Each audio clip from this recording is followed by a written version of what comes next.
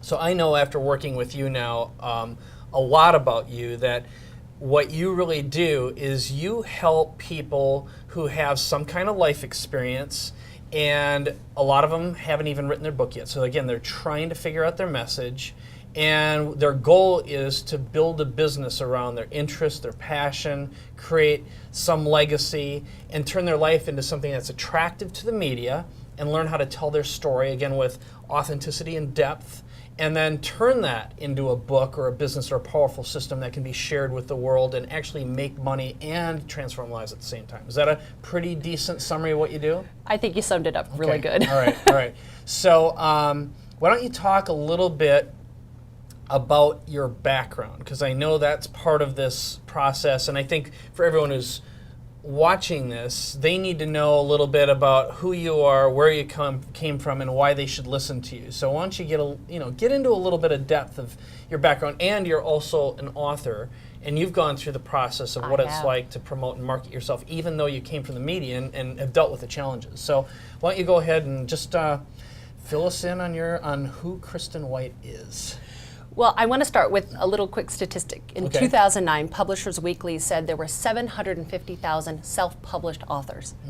And I was one of those self-published authors. Okay, so 750,000, is that nationwide or worldwide? Or just nationwide. So that basically means more than 1 in 4 people have written some kind of a book. Some kind of a book. In the United States. That's insanely crazy. And I've heard before that fewer than 11,000 copies of each book are generally sold. And when you take into account royalties and stuff like that, that means for all the work that goes into it, you're lucky if you're making about $1 a book. So you might make 10 grand. Okay, that's the average, all right? So they ain't in it for the money. And so the question is, again, kind of getting back to what you do, is how do you turn this whole thing into a business and actually get paid for it, get paid for your passions and make it meaningful? But all right, keep going. Well, I have to tell you, the stats are actually even lower than that. They say of these 750,000 self-published authors, the average sale is about 20 books. Uh-oh. Oh, that hurts. It hurts. Okay. It hurts. And so being one of those authors, I learned this firsthand. You know, I left the news business to raise my 3 kids. Okay. And in 2008, my husband's business completely collapsed. So I lost my house, I lost both of my cars, and my marriage. And so I was 8 years out of the newsroom. And so I had to start over, all over. And all I had was a fiction book and a part-time wellness practice, and I was an intuitive life coach. Okay. So we talk about making 6 figures. I think I was lucky to be making a minimum low 5 figures. Okay. So, I mean, I was just really starting from scratch. And I wasn't sure how to do it. I mean, here I had this book, but I didn't know how to market it. So I started with an agent, and 9 months later, that wasn't getting me anywhere. And then I did a print-on-demand company, and that wasn't getting me anywhere. And so I created my own publishing company. I hired a marketing company that got me out in 1 blog post. It cost me $5,000. I hired a Hollywood publicist for $7,000. You know, she got me an interview with the Tyra Banks show and a couple of radio interviews, but nothing was monetizing. And you know, I ended up spending my last money to make this happen. It was over $50,000. Sure, lots of people can relate to that one, yeah. And I still didn't have the success that I thought I was going to have as an author, and I was running out of money. I thought I was doing everything right, but I still wasn't doing everything right. Yeah. And You didn't know your 4 M's, is that right? Yeah. You're right, Mike. I did not know who my market was. I had no idea what my message was. I hadn't remembered how to attract the media, even though I was in the media. That's what always happens. We're always, you know, the shoemaker's children. You know, marketing yourself, even if you're a marketing person, is incredibly difficult. You know, it's again, being a mirror to ourselves is very, very challenging. So I can relate to that.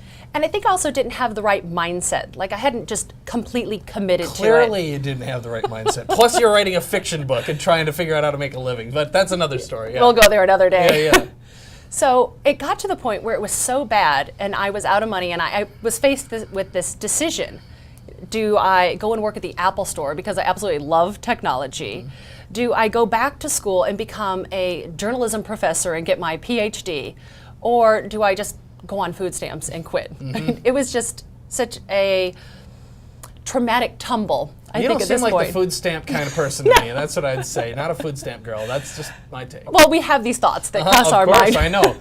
I mean, it doesn't matter where you are in your success ladder. At some point, you're like, what the heck? You Yeah. know, why can't I get accepted? Why aren't people falling over themselves and falling in love with my message and my content and who I am and what I'm all about? And so somehow you've got to figure out how to expand your package and share who you are with the world in a way that's attractive to the gatekeepers, which are the media.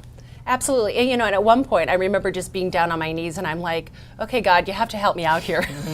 I need to figure this out. There's something that I'm missing. I have a blind spot.